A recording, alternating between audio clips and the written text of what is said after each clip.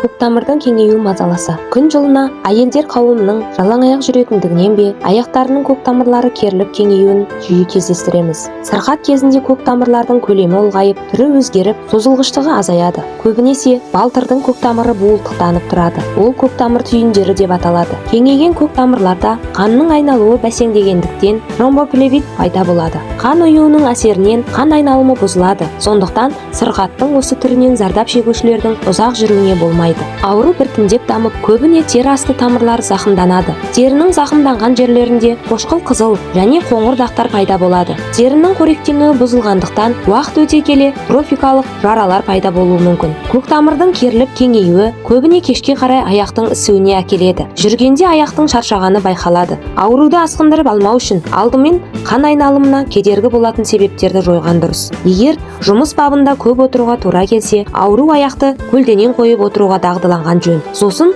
1,5 сағат сайын шамалы жүріп келу, немесе аяқтың ұшына 10-15 рет көтерілу, жұмыстан соң жайымен серуендеу керек. Аяқты созылғыш бинтпен таңу жақсы әсер береді. Бинтті таңертең төсекте жатқан күйі аяқты сәл көтеріп тұрып таңады. Бинтті аяқтың бармақтарынан бастап тізеге дейін таңады. Бинттің орнына созылғыш шұлық киюге болады. Көктамырдың кеңеюін емдеудің мынандай халықтық тәсілдері бар. Құлмақ бүршігінің нәрі. Құлмақ бұл жерде хмель. 1 ас қасық бүршікті ұнтақтап, үстіне 1 стакан қайнаған су құйып, 15 минут су буына қыздырады. Қайнатпаны күніне 3 стаканнан тамақтың алдында ішеді. Өйткені құлмақтың шамалы ұйықтатушы әсері болады. Ұйқыға жатпас бұрын 2 стаканын ішіп, құлмақ қайнатпасы сіңген дәкемен көк тамырлардың кеңейген жерін таңып тастаңыз. Бал мен сарымсақ. 250 грамм үгітілген сарымсаққа 350 грамм сұйық бал қосып, мұқият араластырады да 1 апта тұндырады. Сосын күн сайын 1 ас қасықтан 3 рет тамақтан бұрын ішеді. Емнің ұзақтығы 1-2 ай. Картоп. Болгарлар көктамырдың кеңеюін шикі картоппен емдейді. Аяқтың зақымданған жеріне үгітілген шикі картопты 1 см